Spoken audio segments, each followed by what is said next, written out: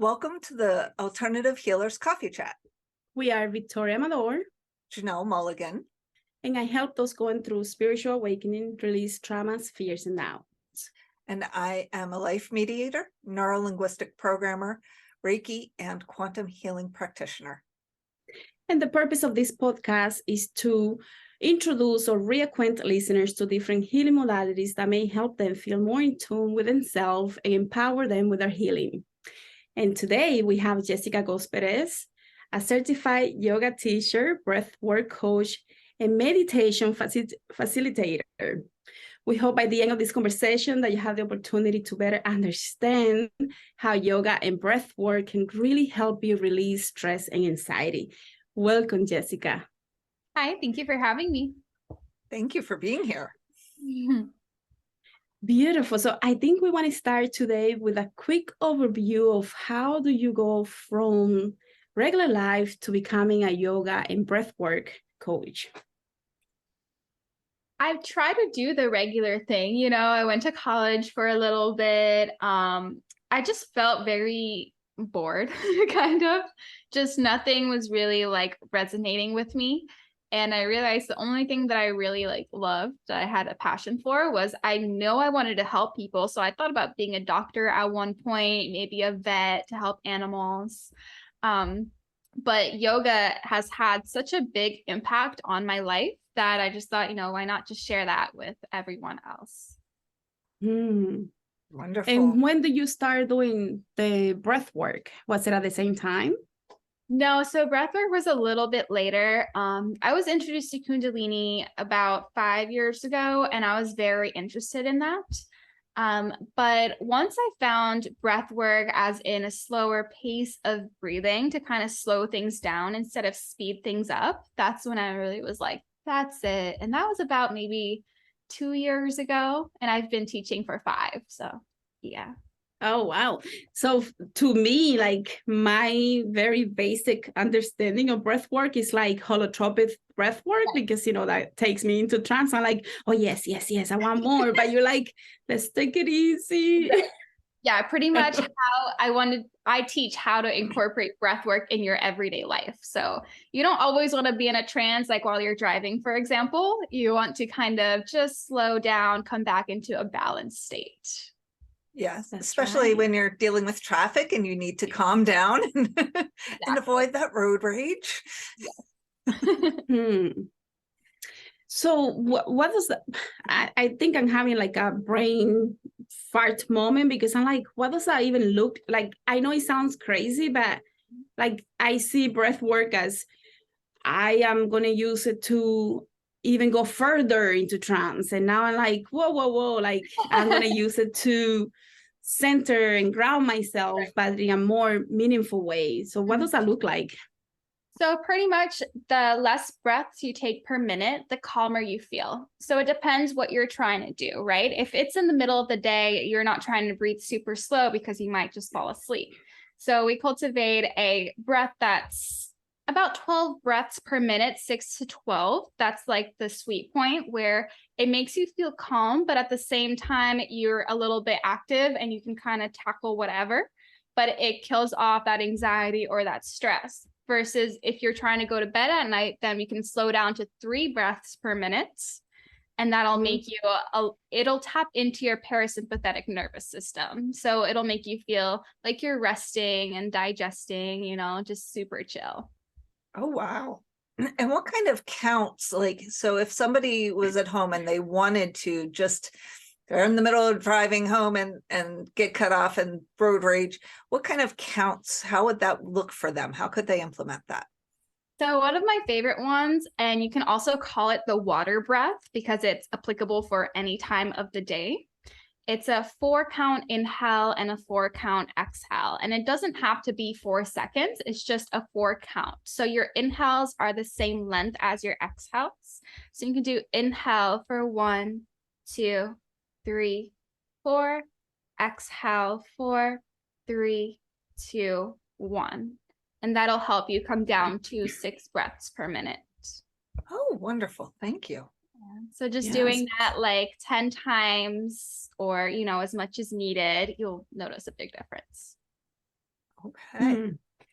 So how did you So- get to this point of wanting to get into yoga? Where did you find that passion? When did that passion start for you?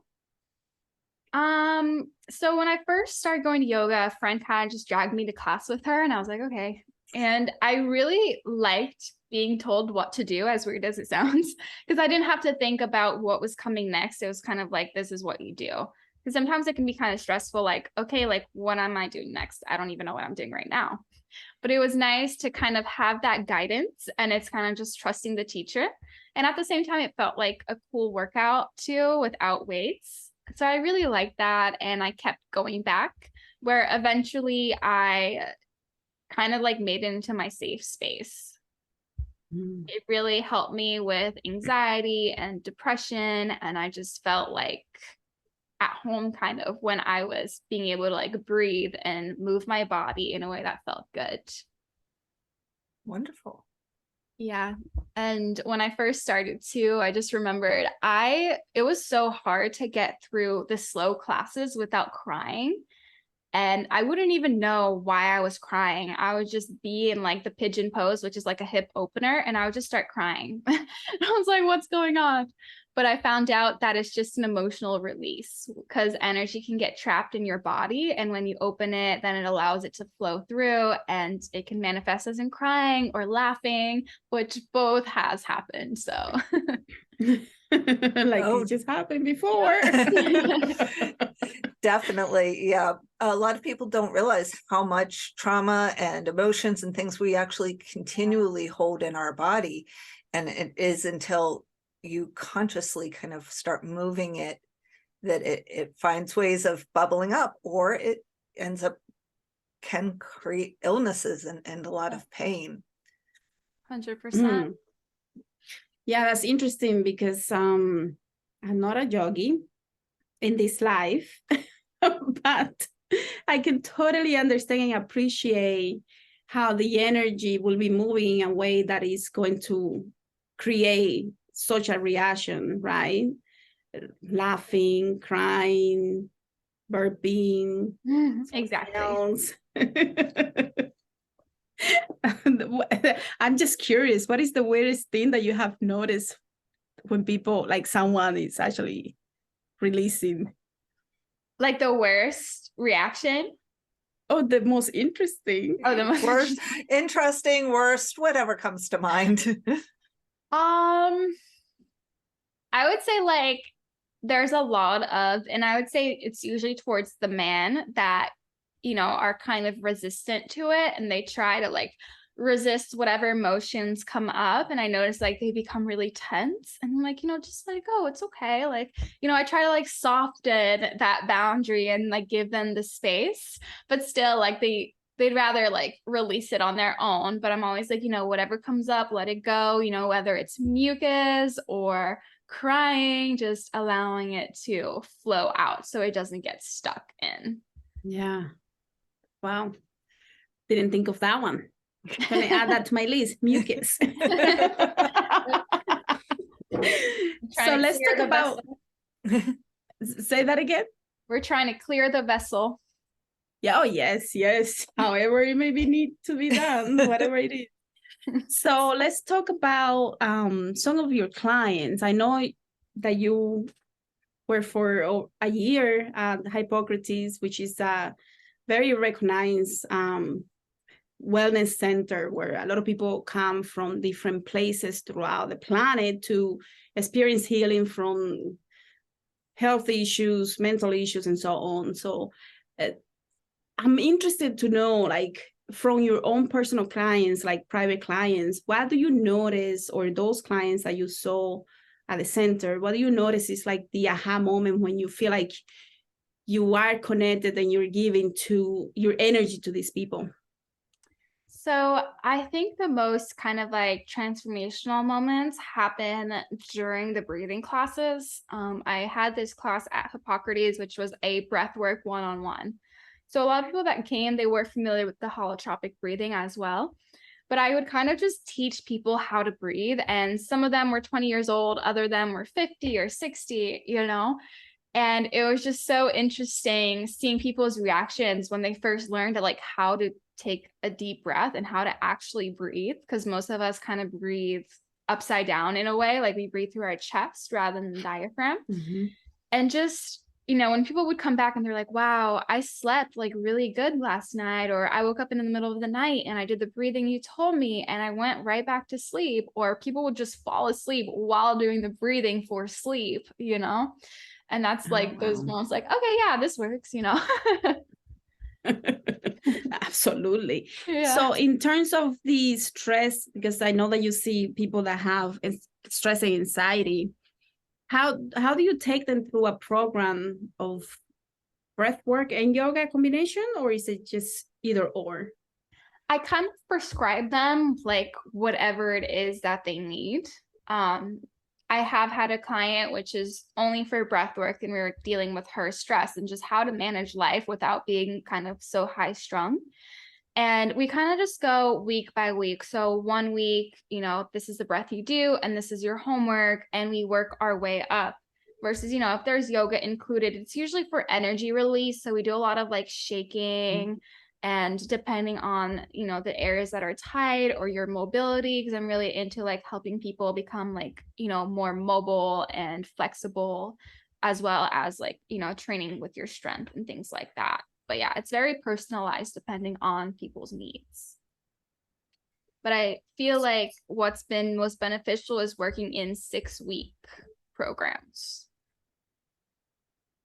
And why is that? Why 6 weeks?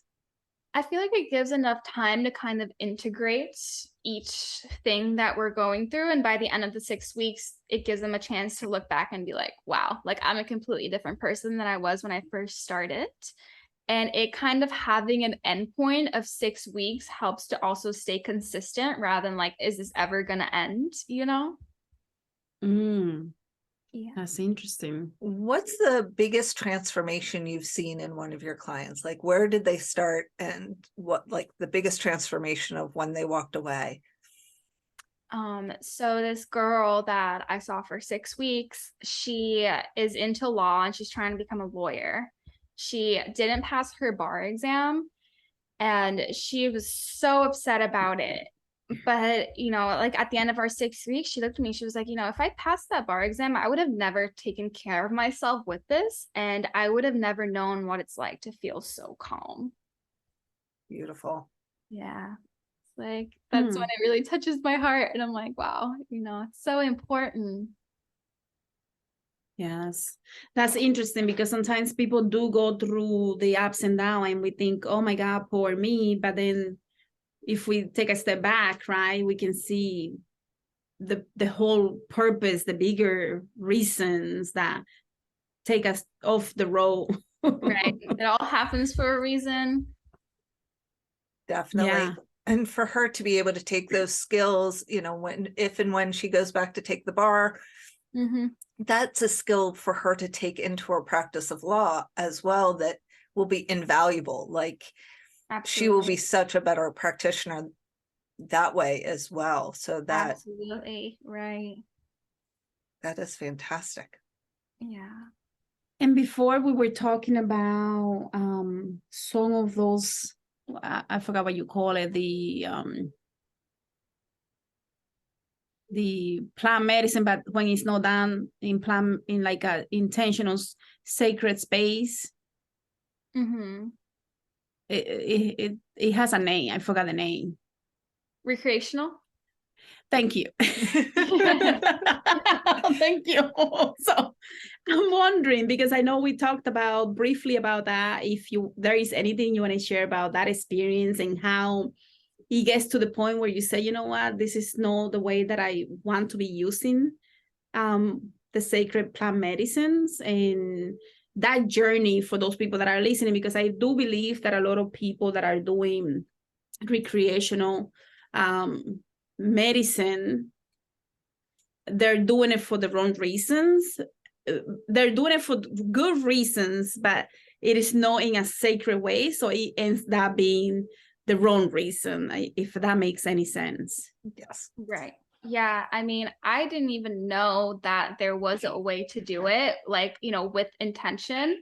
I had no idea, when I first started, it was kind of like what everyone else is doing. It's like, oh, we're going to music festival or we're bored, But I always felt like I had such a deep experience, and sometimes the people around me weren't having that same experience. Like I would be kind of like wondering what the meaning of life is. And my friends would be like, why are you thinking about that?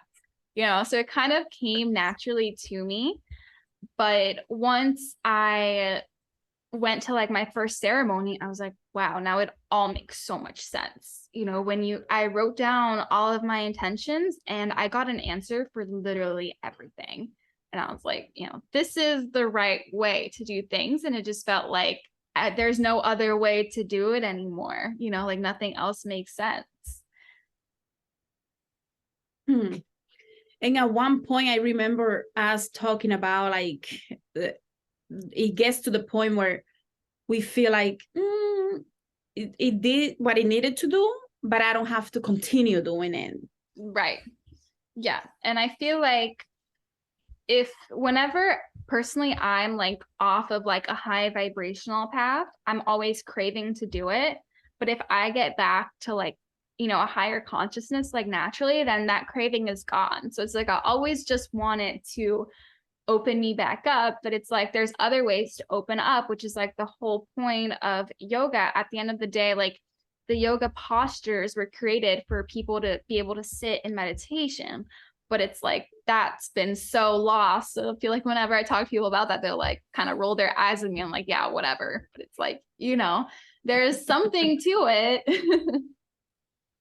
Yeah, I remember having a dream.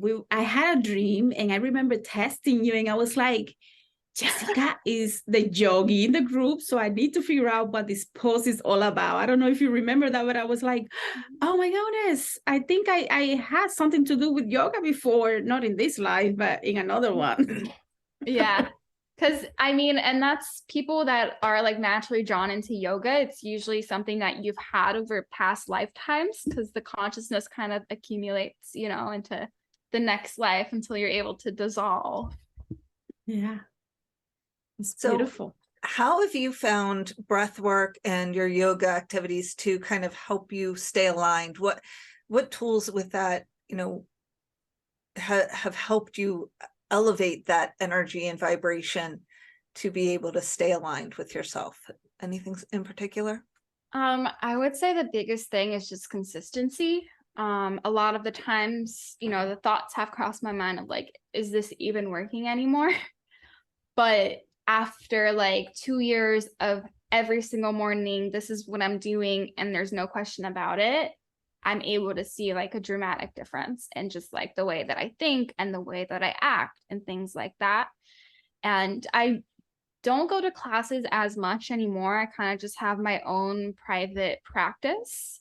And I just feel like just the everyday thing, it ends up building up over time. This is a random question about, I remember doing a session for you, and one of the things that your higher self said was the whole star sea and all of that is just going to be a distraction for her. And I was like, oh my goodness, what a revelation. Share with us like your experience with, because I know there are a lot of people out there that believe or recognize themselves, identify themselves as star seeds, light workers, but sometimes a lot of that can be a distraction because we're not doing the deeper work. Like we want to check out and go home, go somewhere else where, we're here now. We need to recognize this experience. Right. And that was something that came through in your session. Yeah, I definitely feel like it can cause a lot of detachment with reality to be focused on the star seeds and your family and things like that, because at least like that's what happened to me is I got very lost in the I want to go home and I wasn't present where I am right now. And it's like, you're here for a reason, right? And why not just try to align with that reason rather than leave and do, be part of the past. I'm sure if they want to communicate, they will come through, and it's not something we have to like worry about so much. but it can feel lonely if you figure out that you're not really from here and there's your energy is elsewhere. And, we naturally want to find things out, but it's also important to stay grounded and realize like the earth is holding you right now. So like, to be present in this space. Right. And I think for including myself, for a lot of us, it's like it's easier to say, I know when I was going through the dark night, feeling like I don't belong here, like, oh God, this is not where I'm supposed to be. And because, something else is supposed to be happening. And then I was like, that's interesting, because that should mean that maybe I don't like what's happening here. So why no? And then I started looking in. So I thought that session was actually pretty beautiful, because it was a reminder that this is home right now. We don't need to be anywhere else. Yes. Yes. Any questions, Janelle? So with that, I mean, have you found that the yoga and breath work integration has really was that part of what really grounded you and helped reinforce what you learned in your session with Victoria? Or, how did that integrate? Did that integrate together, or were that just kind of separate pieces in your path? I feel like it's all one, like everything kind of works together. Like every healing modality that I've done in the past, like it all ends up coming into like one big thing, which is right now. Like all of the energies come together. I definitely think like everything plays a part at the end of the day together. Yeah. Yeah. Yeah, it's not just one thing. And I think it's important for us to recognize that even what someone says in the parking lot can be very healing or very significant for us. And they had nothing to do with us seeing them for like a specific modality or anything like that. It's just part of the human experience, right? To recognize, and because sometimes people get into this mindset that I am the ultimate healer, saying I can save you and this is the only way, right? But when we start seeing how integrative and holistic everything can be, then we're able to recognize how everybody's really touching and pulling a piece together so that we can feel whole and complete. Yeah. Yes. It's beautifully said. I know. So go ahead. Well, and for me, what I was thinking is with the yoga and breath work, as a quantum healing practitioner, you see them explore alternate realities and lives and such, but it isn't always fully connecting them with their bodies. And I think to what you were saying, Victoria, there are some clients that have, and actually this came up for me in a session where I've learned that both my soul and my body are there is a disconnect. And we don't always, while we may feel it, we may not recognize what it is and think, oh, there are these tools like yoga and breath work. And breath work, to your point being, you can take everywhere. You can go anywhere with it. It's with you, and you have that power to connect with yourself and to feel secure and safe within yourself. And using that tool, I'm kind of having like an aha moment, like, okay, I need to get back into exploring that again. Well, let me ask you, like, when you said that the disconnect from the body and the mind, like, are you like, what? I don't understand. So I've realized that I physically feel things, but my spiritual body isn't always integrated with what my physical body's experiencing. There's kind of this almost like buffer room. And it makes my experience kind of disjointed, I guess is probably the better way of putting it. It's almost like a slight disassociation. And where probably breath work would be a way of kind of centering the two more together. So if somebody had that kind of disconnect, Jessica, how would you recommend that they, explore that? And what's one tool they could kind of use to help center themselves? So what I always feel like is really grounding is belly breaths. So just placing your hands over your belly, and as you inhale, feeling your belly expand and grow up against your hands. And as you exhale, gently pressing into your belly as the air comes out. you're not breathing into your belly, you're breathing into your diaphragm, but your diaphragm expands and in turn it presses your belly out. And it's a muscle, so the more you use it, the more your belly will grow as you inhale. But that's always a really good one, and just observing the breath as it comes in. So noticing the temperature and how it feels smooth or rough, and how it feels as it comes out. And as it comes in, notice it traveling down your body into your stomach. So just those tangible things that make you feel more centered and like feeling it in your body. Wonderful. Thank you. Yeah. That would definitely help.